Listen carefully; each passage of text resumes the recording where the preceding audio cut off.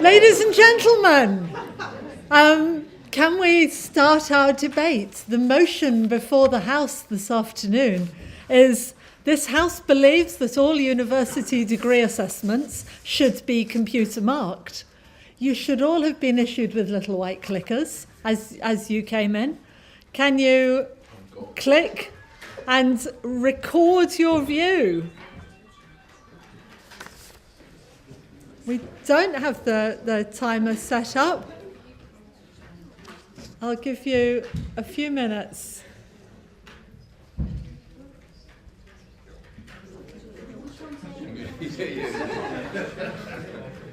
A is what? Yeah, one is A and 2 is B.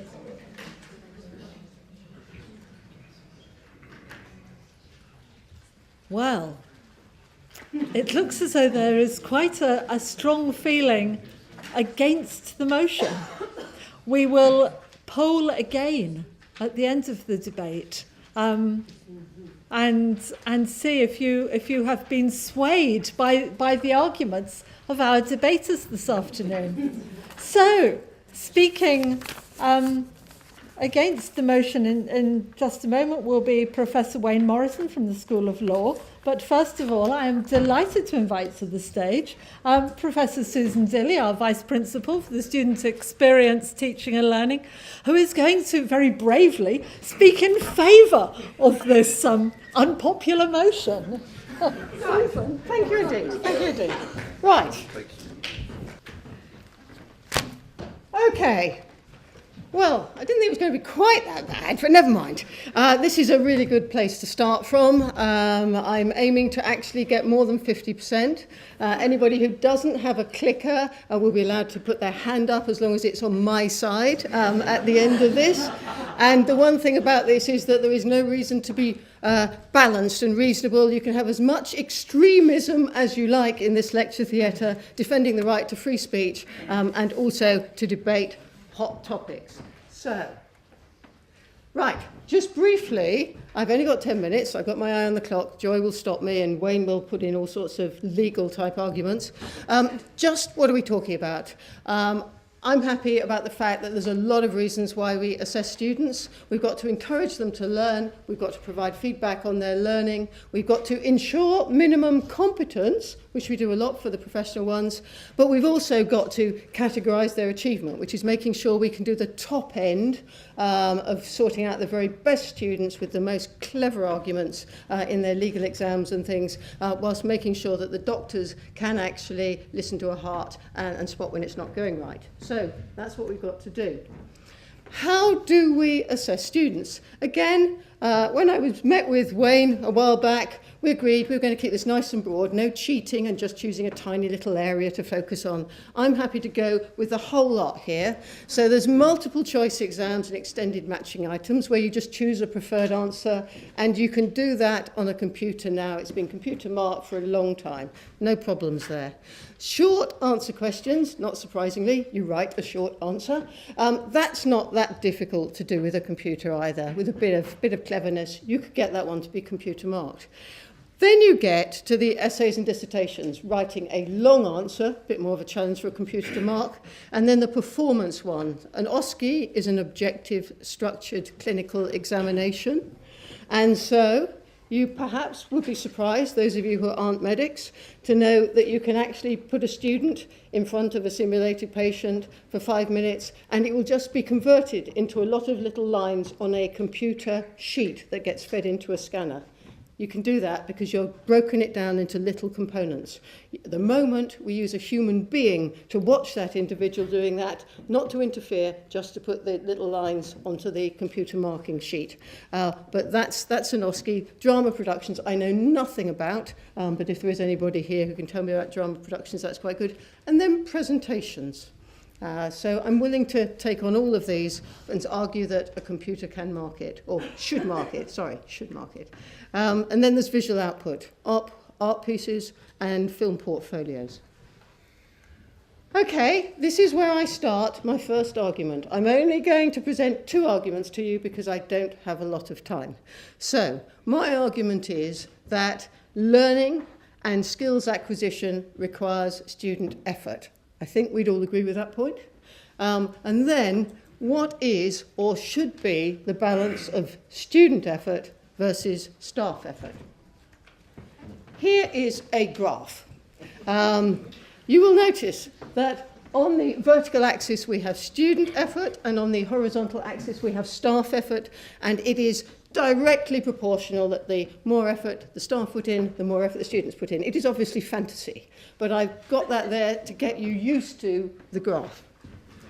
Then we'll put in something which is probably slightly more realistic but still very simplistic, which is that the staff do a lot of preparation before the students even arrive. They might be doing lots of online materials, they might be preparing practicals, whatever it is. They put in lots and lots of effort, and then the students arrive, and the students have to put in lots of effort. Okay, so that's what's happening there. Now, what do you think is happening there? Clearly, it's incredibly undesirable, because what is happening is that the staff are putting in a lot of effort and the students aren't putting in any effort at all. That is an assessment, all right? Students have sat there, they've written it, and then you've got hours of marking it. That is not a good idea. Now, what may happen, if you are lucky, is that you mark it and they actually bother to collect the piece of work, read the feedback, and even look back on their notes and reflect for 5 minutes, and then so there's that little bit of student effort at the end, but that's really not a good model. What you want to do is what you achieve if you've got computer-marked assessments, which is that after you've put in all the effort at the beginning to make the course materials, and then you've done a little bit of effort in order to encourage them with lectures and a bit of tutorials and things, at the end of that, you just have assessment after assessment after assessment, and it is computer marked. Now, that happens. To anybody who is familiar with postgraduate medical exams and the PASS test commercial organisation will know that they have a computer bank of about 6,000 or more questions, and if you are doing the membership of the Royal College of Physicians or one of those other ones, you learn all your stuff as much as you can, and then every weekend you just do one of their computer marked assessments to see how your grades go up and to see which bits you can learn. And it gives you feedback as well, because if you get it wrong, you can press the button and it tells you why. Choice C is wrong. And you can also analyse it and see that you're really, really good on lungs, but you're not much good on heart. So perhaps next week you should revise that. And you just do that again and again and again. And then you have to sit the real exam and you hope that you pass that one. So, computer marked assessments can increase student effort and student learning without increasing staff effort, okay? Therefore, all universities should be computer marked. I mean, you've got to vote for me. That was, it's so obvious, you know it's true. So hold that thought, because that is my first argument. I will now move on to a completely different argument, okay? So remember that you were convinced by my first argument, and I've got 5 minutes to do my second argument. Now, can all university assessments be computer marked? I went to see The Imitation Game, and of course, there's a Turing test about computers, and so I thought there would be the Dilly test. And the Dilly test is students being provided with assessments marked by a computer could not distinguish them from assessments marked by a human. Right. Now, similarly, it would mean that the exam boards wouldn't be able to tell the difference, the external examiners wouldn't be able to tell the difference. So the computer doesn't have to be perfect, it just has to be indistinguishable from the human. And I think we can do this. So, I will concede that there are a few technical challenges, but I think we've come so far. You've only got to look at your smartphone. You've all got one on you. It does voice recognition. It does handwriting recognition. Has these amazing search engines. All these things that 10 years ago, even 5 years ago, you wouldn't have thought was possible. We have the testing of a car on a highway somewhere in California that doesn't have a human being in the driving seat. Computers are being able to do the most amazing things, and most importantly, they can learn. This whole sort of artificial intelligence ability to learn. So I'm not saying that I know where I can go now to get it done, but I do believe that within 5 to 10 years, most of the things will be possible to do. So we've got to translate the students' answers into a suitable format. There's got to be text analysis and interpretation. The computer's got to be able to learn from model answers. That's fine, we'll leave it to the computer people, and I think they'll be able to do it. The important thing that we have to do is to actually be aware of what the computer experts can offer us and redesign our assessments so that it takes full advantage of the new things that can be done. Now, if only we redesign our assessments in the light of all these technological advances, then I think that we can have the computers marking everything. So, what's desirable here and what's crucial? I hope you would agree with me that it doesn't matter whether a human or a computer is marking it.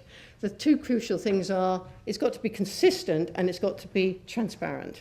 So for consistency, you can't have any intra-observer error, intra-observer variation beyond certain limits. It's no good the person who's marking lots and lots of scripts, starting off quite well in the morning, getting a bit of a lapse around 11 o'clock, having a few coffees, then they read a few good answers, it shifts where they think a good answer lies. They have got to be consistent in categorizing those, just as the computer has to. If you have more than one person marking, same sort of issues, you can't have lots of inter-observer variation.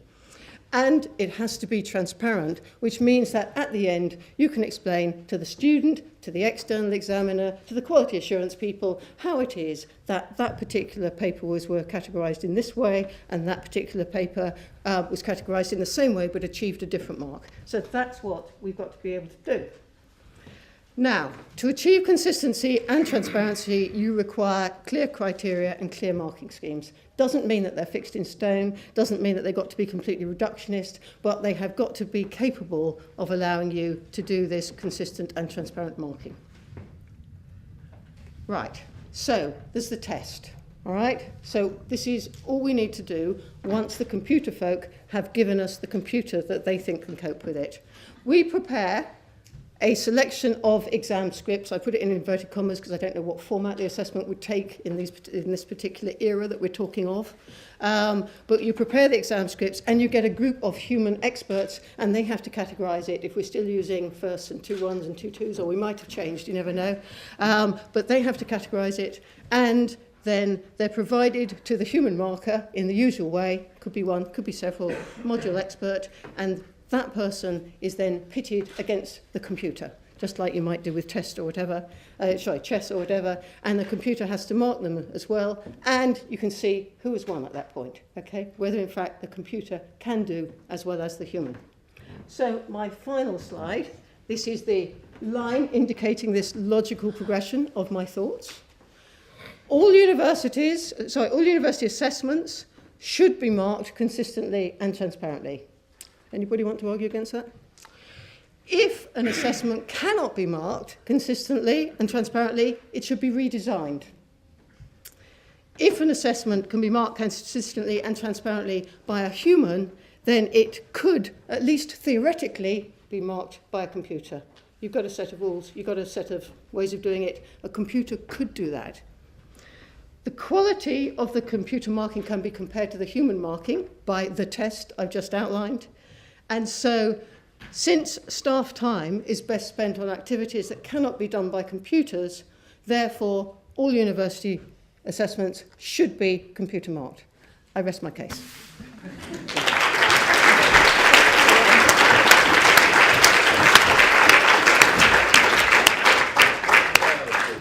Thank you very much, Susan. I now invite Professor Wayne Morrison to the podium to speak against the motion. To help Susan out, I'll start by saying that I mainly agree with her. In fact, I think technologically she's just going to be the voice of the future for a great deal, indeed, of assessment. And of course, we have to think, as Susan put it, why assess to begin with? And we know from the literature that we're in a dilemma. Assessment is both the afterthought of higher education, and yet it also leads learning. And Susan's right to concentrate upon the human element in marking. And a lot of us spend a great deal of time in marking, and I do also in my other hat, which is the international program of the University of London, where I mark scripts from thousands of students around the world. And when we're marking, sometimes we're not conscious of a distinction I'd like to make, and that's grading versus assessment. And I think we feel often that we would grade a piece of work. I think, however, assessment is something much more complicated than grading. And I agree. I agree that the beauty of computer-marked assessments is that you're forced to do, as Susan put in that graph, most, if not all, of the human element of assessment up front. So the strategy is more apparent. I agree. It requires great upfront assessment and investment in assessment design and, test security. We can think about that. You can, as Susan said, you can talk to the technologists. You can see what can they do with you. And indeed, I've tried to do it with the international program, taking into account cultural differences. It also fits Biggs's cycle, doesn't it? The consistency, the learning objectives. Then we're meant to have the learning resources. Then we're meant to have, in alignment, the assessment tasks.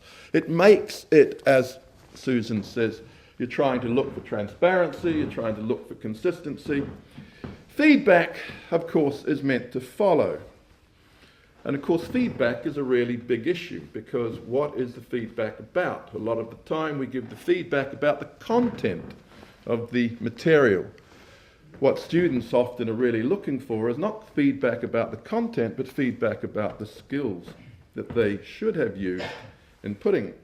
So I'm in agreement. Many areas of assessment can be computer assisted and graded. It's absolutely excellent, I think, for minimum competency. Yet, I have to ask, what is the soul of the university? And I'm thinking, of course, of Cardinal Newman. I'm going way back. And, his famous paper on the idea of the university in the 1850s. And I'm thinking that Susan's presentation, it's apt that it's at one of the colleges of the University of London, because it's like it's the end, the telos, of the original debate about creating the university. And if we remember that the University of London was created out of a compromise between the godless heathens in Gower Street and the godful constitutionalists in the Strand, and the deal was that we would abolish the subjectivity of the professor by making a big distinction between teaching and examining. We would treat them in different areas. And the whole idea was that it was a battle between subjectivity and objectivity. And I think if you would get the gist of what Susan's saying, is that she sees in computer-marked assessment the victory of objectivity. As she put it, the victory of consistency and transparency. This was, of course, right at the heart of the founding of the University of London. And when the University of London in 1858 came to say that it would give degrees to people who could pass the assessment without attending the university colleges, of course, Cardinal Newman went up against it, because he said to just think of a university experience in terms of the assessment was to rob it of its soul. Now, I would be the last person to actually support Newman, because I have spent most of my time backing the international program or the external system, the very thing that Newman said we should not do. The university claimed that it would have an objectivity to its assessment so that it would be confident that people could have it and sit it, and if they passed, they would have a minimum level of competency, whether they went for the college experience or whether they were outside. That, of course, is fine. But what Newman wanted to say, and keep claiming, was that university level life was about creating a person capable of making judgments which contained elements that, if you like, you couldn't really assess. and that of course we all know as well, that much of what the value of a university gives is something that is very, very difficult to capture in an assessment form. However, what are we doing when we assess for competence? If you take my area, law, I would agree, and I have tried in the international program to design some computer marked assignments. We're trying to get exactly what Susan said, to achieve across a multiplicity of learning systems in Bangladesh, Pakistan, Sri Lanka. We're trying to achieve a way in which they can have faith, they can trust the assessment, that it won't be biased, that it won't have that, as Susan said, you've got the 9 o'clock in the morning effect versus the 3 o'clock in the afternoon. And of course, a computer-marked assignment does achieve a great deal of that. But what is it actually assessing? And in law, we make a distinction. We make a distinction between what we call mechanical jurisprudence. Mechanical jurisprudence and what we call grand jurisprudence or other. The mechanical is perhaps the grassroots tasks, the conveyancing, the checking out what is the content of a trust, etc., etc. But the problem is, that isn't really what the study of law is about. It's about checking whether you can go out and be a lawyer, but it's not the sole. It is, of course, possible to create structured computer-assisted and computer-assessed tasks, which are very, very complicated and which have inbuilt situational judgment. But what kind of judgment is involved?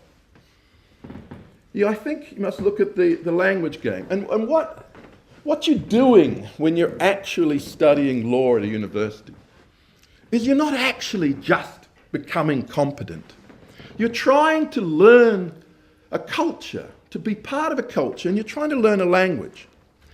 And the problem is, what we want are students to break the rules. We want them to actually innovate. We want them to see things that we actually don't ourselves see. And I quote here James Boyd White in his address to, I think, the first-year students at Harvard several years ago, where the aim, of course, is to become immersed into the culture of the institution, to learn the language of law, but then to try and play with it, to turn it both into one's own purposes, to invent new sentences, to have new ideas, to do new things. Perhaps, as he says, to change the nature of the language itself. And of course, what you're trying to do with that is you're trying to learn a way in which he says you can speak truth to the world, but in which you actually learn to increase your powers in such a way that you may actually have a chance of creating something new. And of course, with things like the rule of law and our teaching, we have a big problem. Sometimes what we do is we limit the students and put them in a box. We teach to the box and we assess to the box. But that, of course, is mechanical jurisprudence, and that, of course, is not what should be the soul. The aim really of the task should be perhaps for the students to be able to sometimes question and almost deconstruct the presuppositions of the assessment task itself. And my dilemma with computer-marked assessments is, of course, the assessment and the feedback that's possible and the grading is a factor of the staff effort and presuppositions and ideas that go into it. It's impossible to break the cycle. It's impossible to actually tell the computer, no, no, no. I object that the logical answer to this situational judgment is immoral or unjust. And there I think there's a huge difference between medical competency, perhaps engineering competency, and the humanities. And what is the situation in the situational judgment? So my main argument is that the computer marked assessments would be wonderful, but they would be a limitation on the ability of the student to have the right to oppose, to object, to deconstruct. Right. I've been called to account, so I'll leave it there. Okay, thank you.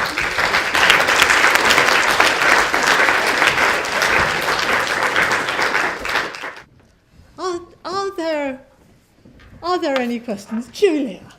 I would like to ask the justification. Why try to assess and to mark subjective criteria? Surely academic time will be better spent convincing the people we're trying to educate the students in being able to do it.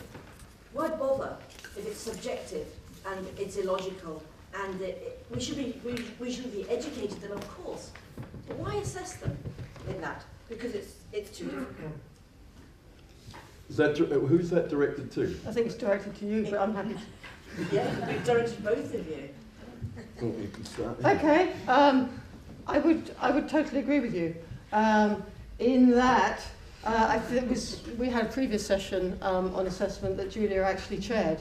And if we'd had time, I would have said that I thought we needed to reduce the burden of assessment, and that modularisation has meant that we have far too much assessment, and that what we ought to be doing is using universities as a time for students to develop intellectually and to come out with some assessments which demonstrate minimum competence in an area that they've studied, and then they should have some sort of portfolio of things that they have done, because they can go and use their time in all sorts of different ways, and they can present that to their future employer or whatever it may be that they want in their future life. But they just have to get the minimum competence out of their time at university, not have to worry about the higher levels. And I'd just add, for those who don't appreciate it, that medical degrees are not classified to pass-fail. And I'm a medic by background, so I'm just used to that sort of approach. Yes, my example, I suppose, would again be law. That the model answer is, of course, the routine answer in many respects here. It's the way of using the past, the precedents, principles in the, if you like, logically acceptable way. But the beauty of really good legal judgments is when they create, when they make it come to a decision which you feel is more just. You feel is an advancement on what has been done before, whether it's because it meets your ideas of social justice or economics or whatever. And that, I think, you must enable the student to take a risk in assessment, in a way that I cannot see how a computer could check it. Because what you're doing is trying to encourage them to think beyond. Now I know full well that is in many respects not what many students want. Many students want basic competence. They don't want to actually be pushed in that way. But I think they have the right to. I think they have the right to know that if they go beyond, they will be appreciated. Graham Gibbs last year gave our Drapers lecture here, and he's very keen on the way that student engagement is developed. And I think the problem with computer marked assessment is that it moves assessment, makes assessment a separate thing. And Gibbs talks about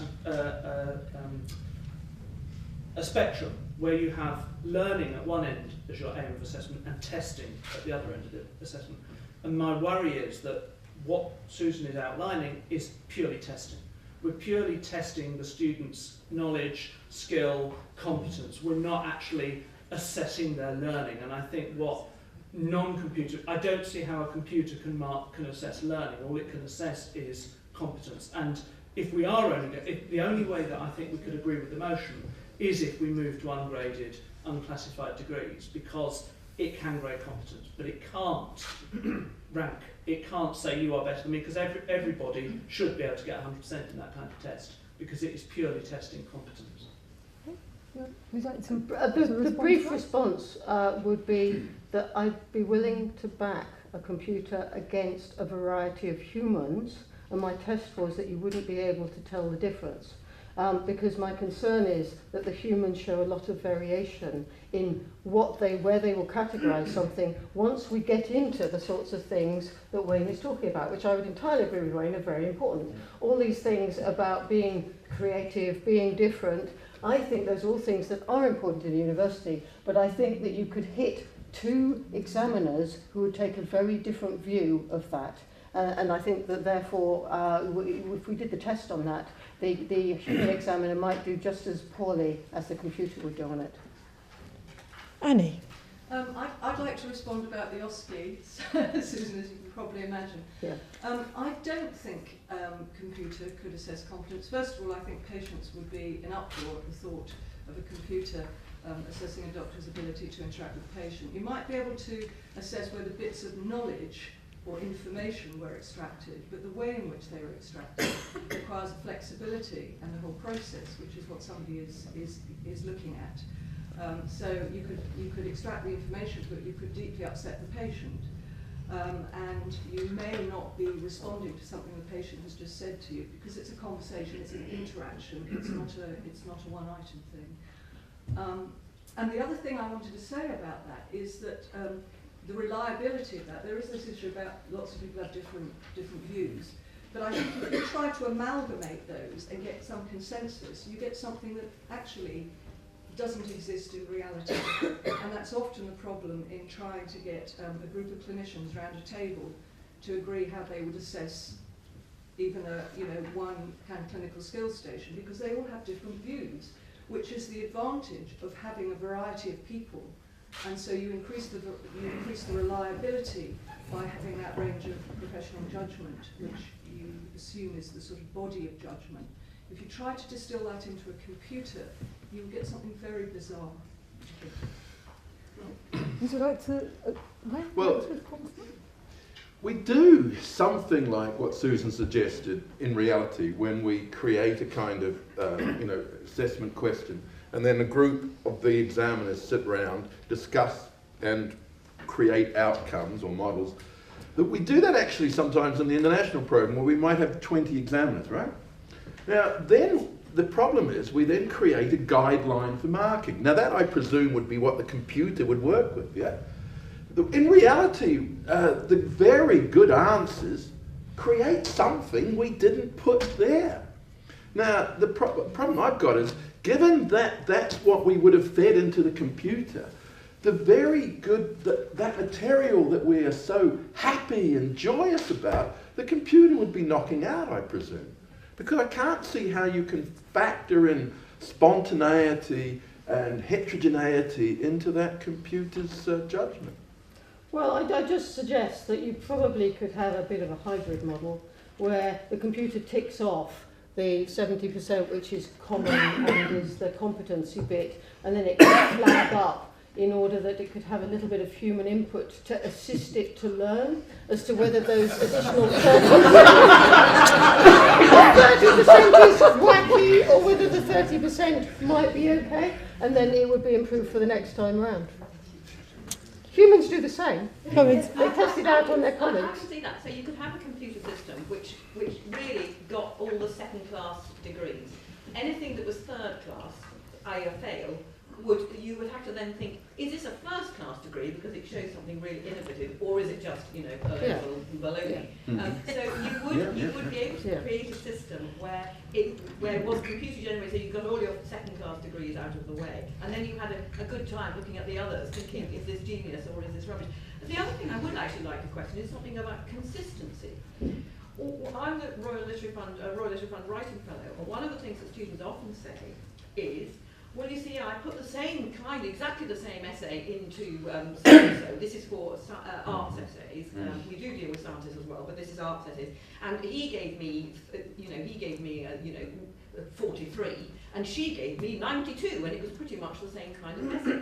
And it's very difficult to know what to say to students. But part of university life, when you're dealing with researchers and people who have gained a certain kind of intellectual competency and all the rest of it, and that's why they're lecturers and professors at universities, is they are going to be inconsistent.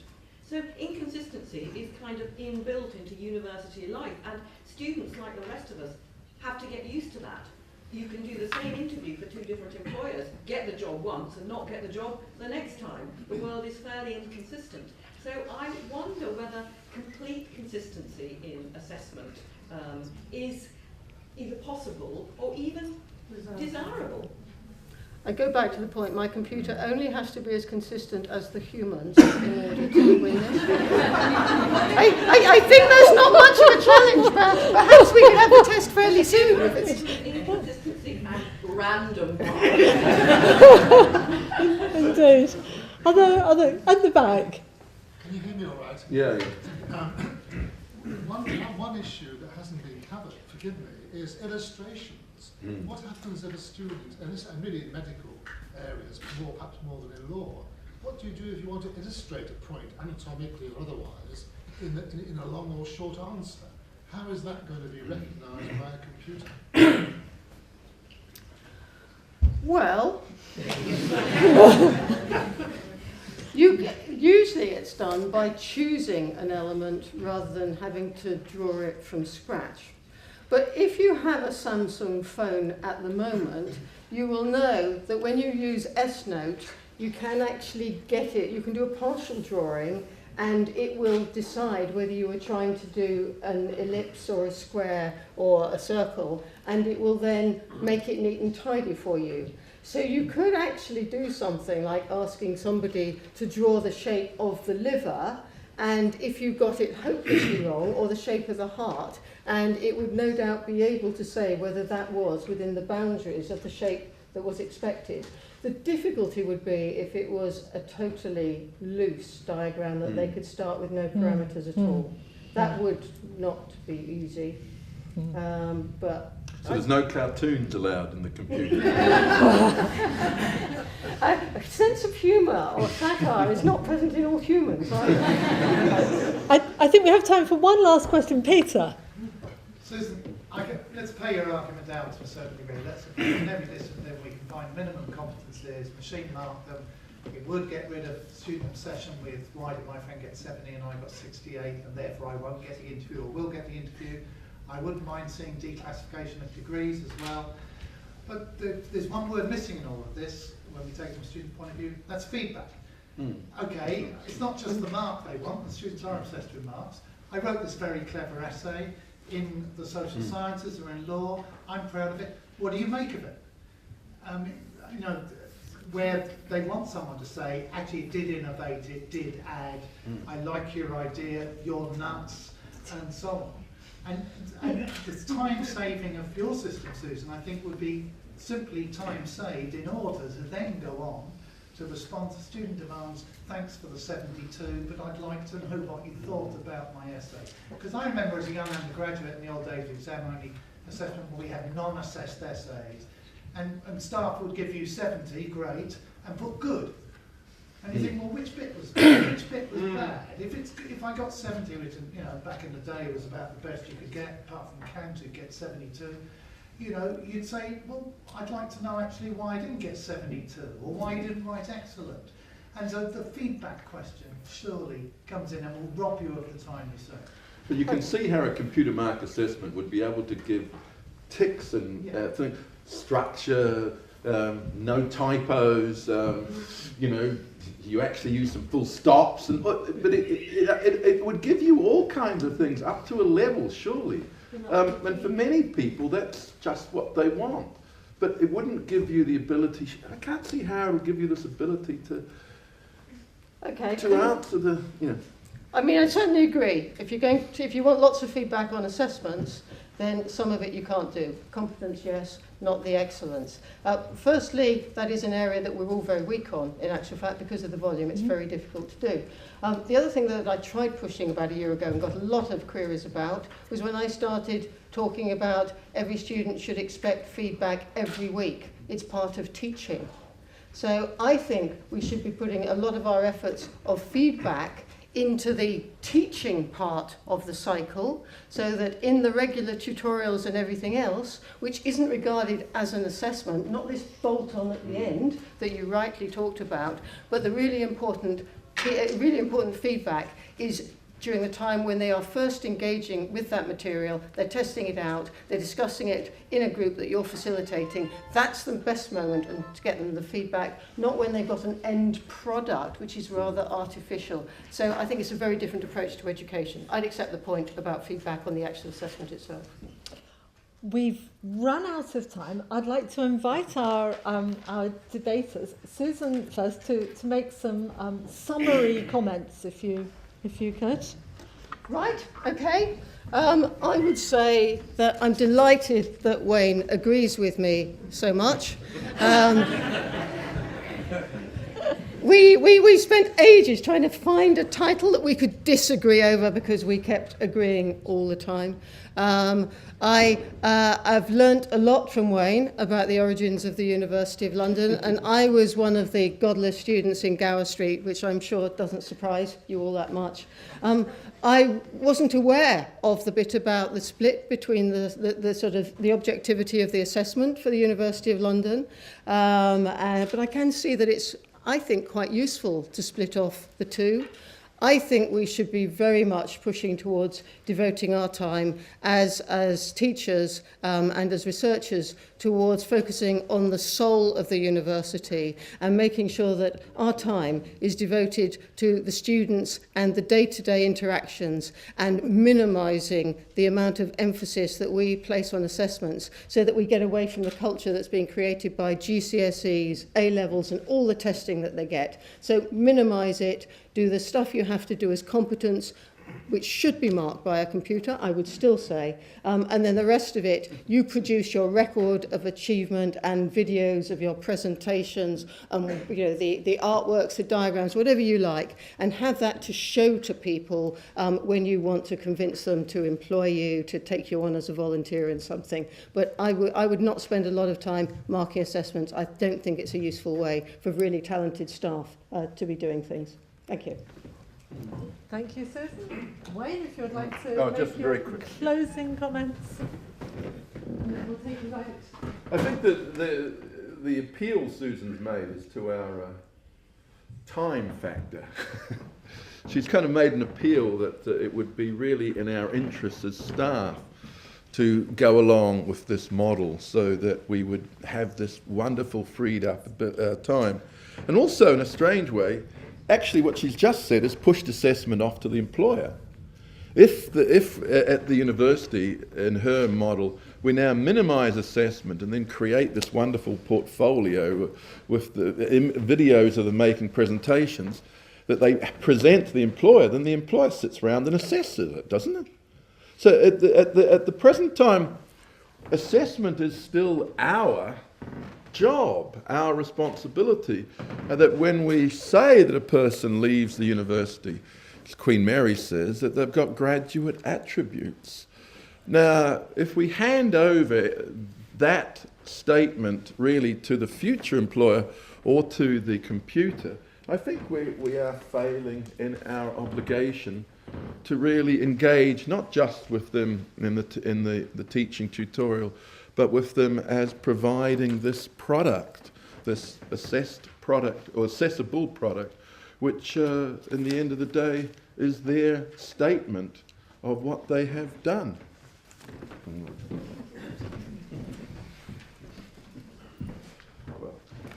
Thank you very much, both of you, for your closing comments. We now, if I can find it, have the.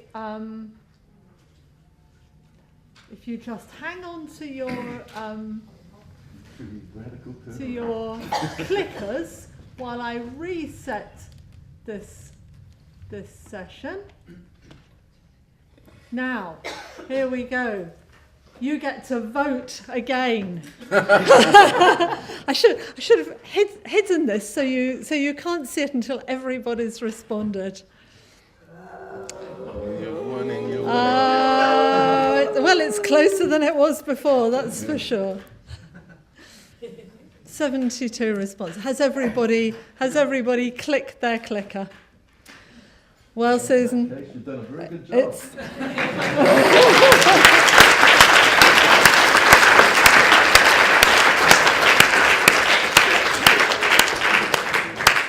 Thank you both very much for a very entertaining debate.